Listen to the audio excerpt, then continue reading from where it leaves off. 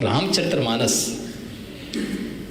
जिस प्रकार से कुछ लोगों ने फाड़ने का प्रयास किया, ये जो कृत्य हो रहे हैं, अगर किसी और के साथ हुआ होता, किसी अन्य मत और मजहब के साथ हुआ होता तो क्या होता, क्या स्थिति होती। यानी आप जिसकी मर्जी आए वो हिंदुओं का अपमान कर ले, जिसकी मर्जी आए वह शरारत कर ले, अपने अनुसार शास्त्रों की विवेचना कर ले। हमारे वरिष्ठ सहयोगी मंत्रीगण की टीम जाने लग गई रोड शो के लिए, तो उस समय समाजवादी पार्टी ने अपने यहां से फिर एक नया शगुफा छोड़ने का प्रयास किया और था मध्यकाल के बहुत प्रसिद्ध धार्मिक ग्रंथों को लेकर के, श्री रामचरितमानस को लेकर के, तुलसीदास जी को लेकर के। महोदय, संत तुलसीदास जी ने जिस कालखंड में रामचरितमानस की रचना की थी,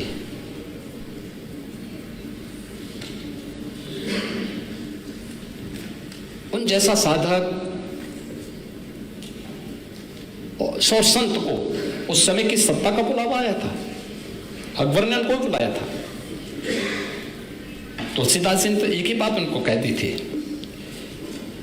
कि हम चाकर रघुवीर के पठो लिखो दरबार, तुलसी अब का होइगे नर के मनसबदार। बहुत अच्छा संदेश दे दिया था और उन्होंने कहा देखिए हमारा तो एक ही राजा है, तो राम है, बाकी राम के अलावा मैं किसी को राजा नहीं मानता। आज भी रामलीलाओं का जो प्रचलन है संत तुलसीदास जी की देन है, समाज को एकजुट करने के लिए। मध्यकाल के उस कालखंड में तुलसीदास जी ने पूरे समाज को एकजुट किया था रामलीलाओं के माध्यम से। और तुलसीदास जी ने उस समय कहा था बोलो राजा रामचंद्र की। तो तुलसीदास जी की देन है। लेकिन तुलसीदास जी को और रामचरितमानस जिस प्रकार से कुछ लोगों ने फाड़ने का प्रयास किया, ये जो कृत्य हो रहे हैं, ये जो कृत्य हो रहे हैं, अगर किसी और के साथ हुआ होता, किसी अन्य मत और मजहब के साथ हुआ होता तो क्या होता, क्या स्थिति होती। यानी आप जिसकी मर्जी आए वो हिंदुओं का अपमान कर ले, जिसकी मर्जी आए वह शरारत कर ले, अपने अनुसार शास्त्रों की विवेचना कर ले। आप पूरे समाज को अपमानित करना चाहते हैं। महोदय, मैं मॉरिशस गया था। मॉरिशस के प्रवासी भारतीय दिवस के कार्यक्रम में मैं गया था। पूर्वी उत्तर प्रदेश और बिहार से पौने 200 वर्ष पहले जो लोग गिरमिटिया मजदूर बनाकर के वहां गए थे, आज वे लोग राष्ट्राध्यक्ष के रूप में हैं अलग अलग देशों में। उन्होंने समारोह किया था। भारत सरकार ने मुझे उस समय भेजा था। जब मैं गया तो उनके पास जाकर के मैंने वहां देखा, मैंने उनसे पूछा, मैंने कभी आप के पास कुछ चीज है बची हुई जो आपके पूर्वज विरासत में लेके आए होंगे। उन्होंने कहा हाँ साहब हमारे घर में है। मैंने कहा क्या है? वो रामचरितमानस का गुटका था। रामचरितमानस था वहां पे। मैंने कहा आप पढ़ना जानते हैं? कहा नहीं, पढ़ना नहीं जानते, लेकिन हमने जो विरासत में सीखा है वही हम उसको याद रखते हैं। वैसे तो भोजपुरी में, अवधी में लोग बोलते हैं और वही मैं बोलना चाहता हूं महोदय। यहां पर हमारे मान्य सदस्य हैं, समाजवादी पार्टी के व्हिप हैं या ये अवधी भाषी हैं, इनके भी आगे पीछे राकेश सिंह भी हैं। हम इस बात को जानते हैं कि रामचरितमानस अवधी में रची गई है और अवधी का एक वाक्य है कि भैया इतनी देर से केका ताड़त आहा। आप कुछ बताएंगे इसका अनुवाद क्या है? ताड़क का मतलब क्या है इसमें? क्या मारने से है क्या?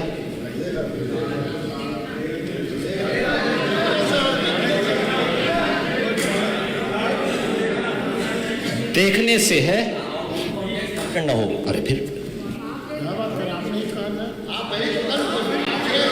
अध्यक्ष महोदय, संरक्षण, अध्यक्ष महोदय आपसे संरक्षण है क्योंकि आपने मुझे रोका था, याद है आपको?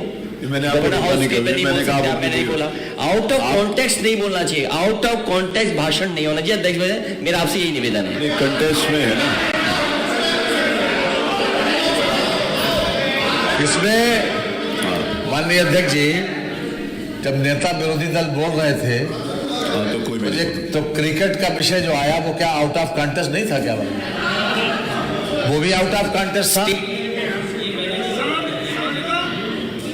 ये अपने आप में नहीं, ये टोकना नहीं चाहिए ये बात।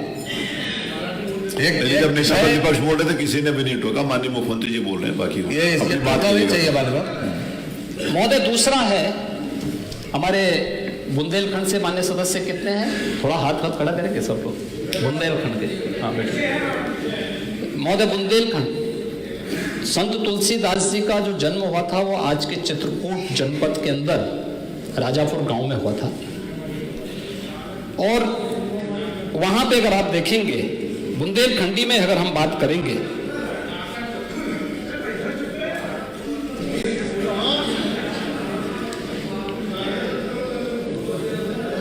एक बुंदेलखंडी में भी एक वाक्य में बता दे रहा हूं। देखिए शब्द वही है,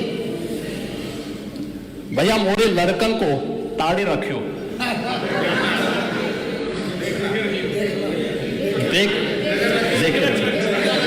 यानी उसकी देखभाल करते रहो।